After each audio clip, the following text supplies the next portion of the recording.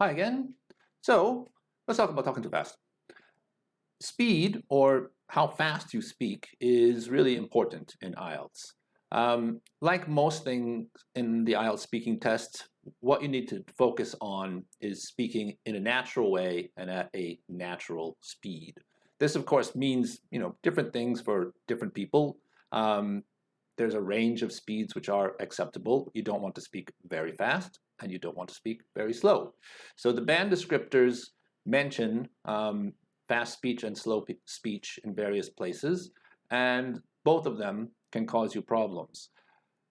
Slow speech is generally encountered in lower level candidates who have trained themselves not to pause while they're speaking by speaking very slowly. So rather than pausing sometimes because I'm thinking of the language I want to use, I speak more slowly, and because I'm speaking slowly, I can avoid that pausing. So it's very easy to hear, and that's something that will make it difficult for you to get a good score in fluency. However, on the other hand, I've heard a lot of students tell me that they think if you speak fast, the examiner will think that you're very fluent in English, and that will increase your score. That is absolutely not true. Fluency is not based on speed, and speaking fast can cause a number of problems on its own. So, first of all, if you're speaking very fast, that means you've got less time to think of what you're going to say next, which generally results in more pausing. More pausing is worse fluency. You've definitely got less time to make decisions about grammar when you're speaking very fast. The result, more grammar mistakes. You've got less time to consider vocabulary, so the result is more inappropriate use of vocabulary. Again, pronunciation, not only can you not really focus on specific pronunciation features if you're speaking too fast, but actually speaking too fast will have its own negative effect on your production of the sounds of English. So that's kind of the basic situation that applies to everybody.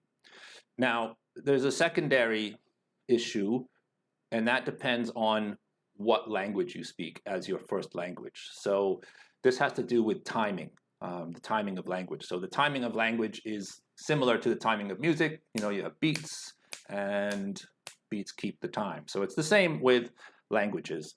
Now, there are languages like English, which are timed in one way, and there are other languages which are timed in a very different way. So I'm going to talk a little bit about this and how this affects your pronunciation based on what your language is.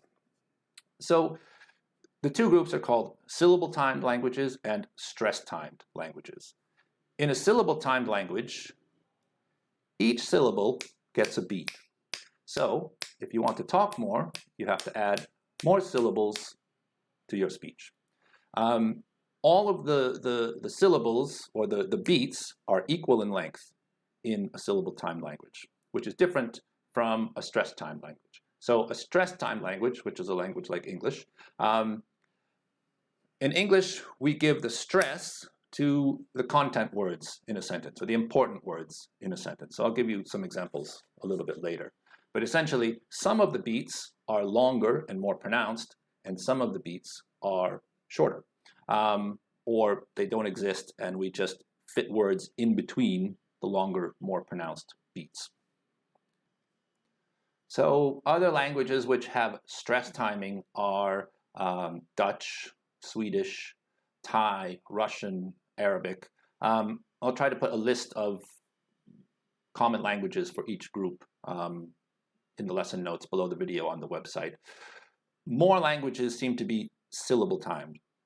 French, Spanish, Indonesian, Cantonese, Mandarin, Yoruba, Hausa, Igbo, Telugu, Hindi, Punjabi, Urdu, Japanese. So lots of languages are syllable timed. So the issue comes when you are a speaker from one group and you try to learn the language of another group. So it's kind of like your rhythm is going to be off based on interference from the way rhythm is counted in your own language. Now, I'm not a linguist, and from what I understand, this is not exactly a concept that everyone agrees on. So some people say, yes, there's such a thing as this timing difference. Others say, no, it's based on something else. Some people say it's more of a continuum where some languages are more stress timed and other languages are more syllable timed, but they share aspects of each. Again, that's kind of beyond the purpose of this discussion. The reason why I'm talking about this is because Cambridge believes in it and the band descriptors mention it. And for that reason, for the purpose of preparing for IELTS, it's something that you need to keep in mind, mainly because the problems that I've heard people have with this result in a massive reduction in their score. And I'll explain a little bit about that now.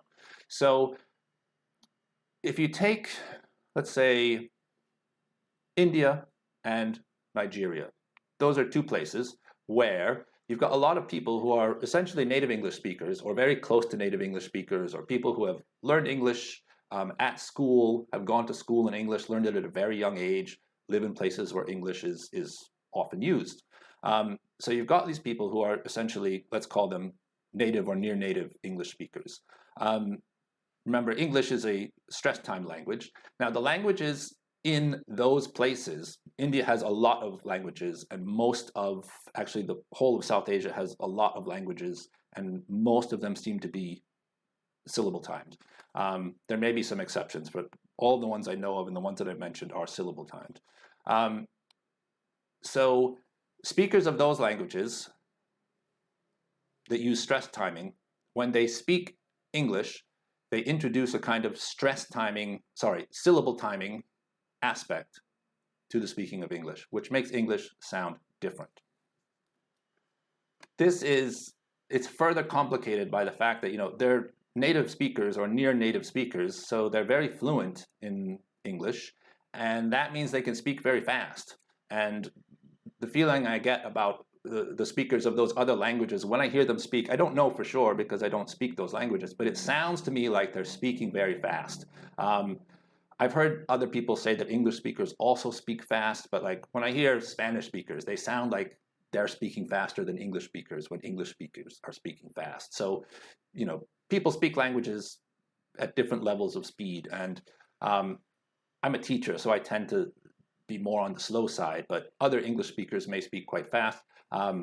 But generally, if you add someone who is very fluent, has another linguistic background that's a syllable timed language, and even if they speak their other language very quickly, what happens is someone who's speaking English fluently very fast with a rhythm which is different than what English speakers are used to hearing.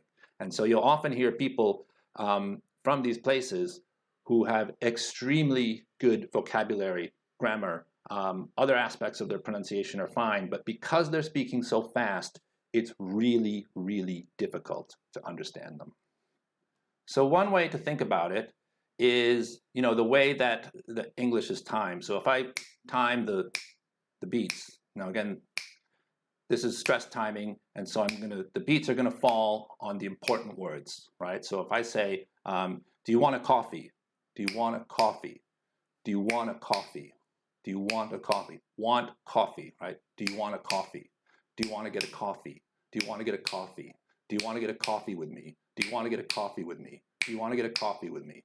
So in that example, the beat is always falling on those content words, want coffee. And words like do you, get a, with me, those are just stuck in the middle, right? In between the beats, want coffee. Do you want to get a coffee with me? Do you want to get a coffee with me? Do you want to get a coffee with me? Do you want a coffee? And so if I were speaking in a syllable timed way, each one of those words would get a beat. So, do you want a coffee? Do you want a coffee? Do you want to get a coffee? Do you want to get a coffee with me? Do you want to get a coffee with me? Do you want to get a coffee with me? So you can see that the rhythm it's much more uniform. So it's so I sound a bit like a robot when I'm doing that, because when you change the timing, you also change things like connected speech, which are related to how the sounds change based on other sounds that are around them.